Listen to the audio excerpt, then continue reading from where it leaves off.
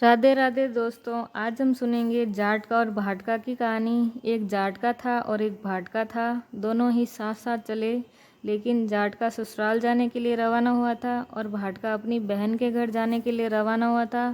रास्ते में दोनों एक कुएं की पाल पर बैठ गए और जाटका ने विचार किया कि आज की रात यहाँ पर ही विश्राम कर लेते हैं। परंतु भाटका ने कहा कि मुझे तो बहन के घर जाना है और लेकर वापस भी आना है। तुम तो भाई ससुराल जाओगे, वहाँ पर तुम्हारी खातिरदारी होगी। जो तुम ही नगर में विश्राम करो, मैं तो जा रहा हूँ। ऐसा कहकर भाटका तो बहन के घर जाने के लिए रवाना हो गया और जाटका ने वहाँ पर ही विश्राम करके दूसरे दिन ससुराल जाने के लिए रवाना हुआ। वहाँ पर उसकी बहुत आवभगत और खातिरदारी हुई। उधर भाटका बहन के घर पहुँचा तो वहाँ पर आग लग गई। आग बुझाते बुझाते और राख उठाते उठाते टाट गंजी हो गई। जाटका और भाटका दोनों वापस कुएं की पाल पर मिले। तब जाटका ने पूछा कि भाई क्या खबर है। तब भाटका बोला कि मैं तो बहन के घर जाते ही वहाँ पर आग लग गई।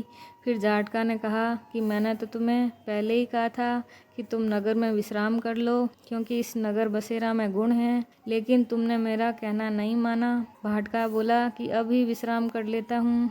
उसके बाद वापस बहन के घर गया तो बहन के पड़ोसी बोले कि तुम्हारा भाई 2 दिन से भूखा है, घर में खाने के लिए कुछ नहीं हो तो मेरे घर से ले जाकर भोजन करवा दो। पड़ोसन से लेकर भाई को बहन ने भोजन करवाया। भोजन करने के बाद भाटका फिर घर चला और जाटका अपनी पत्नी को लेकर चला। कुएं की पाल पर दोनों फिर से मिले। जाटका ने वापस याद दिलाया कि हम नगर में विश्राम कर लेते हैं। तब भाटका बोला कि मेरी तो माँ राह देखती होगी, मुझे तो जाते ही खीर चूरमा मिल जाएगा, तुम ही नगर में विश्राम करो। तब जाटका ने नगर में विश्राम किया, लेकिन भाटका बिना विश्राम किए ही रवाना हो गया।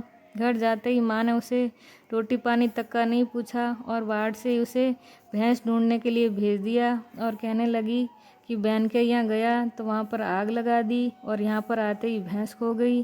पहले गांव में से भैंस ढूंढ कर ला, फिर रोटी पानी मिलेगी। भैंस ढूंढने गया तब जाटका भाटका आपस में फिर मिले। जाटका ने पूछा कि भाई खीर चूरमा खा लिया। तब भाटका ने कहा कि तुम खीर चूरमे की बात कर रहे हो, यहाँ तो रोटी पानी का भी पता नहीं। घर जाते ही भैंस खो गई, इस कारण माँ ने भैंस ढूंढने के लिए बाहर भेज दिया। फिर जाटका ने कहा कि तुमने नगर में विश्राम नहीं किया, जब भी तुम्हारे साथ ये विपदा आई। भाटका ने बोला कि नगर बसेरा में इतना ही गुण है तो अब मैं नगर में विश्राम कर लेता हूँ। नगर में विश्राम करते ही रास्ते में भैंस मिल गई।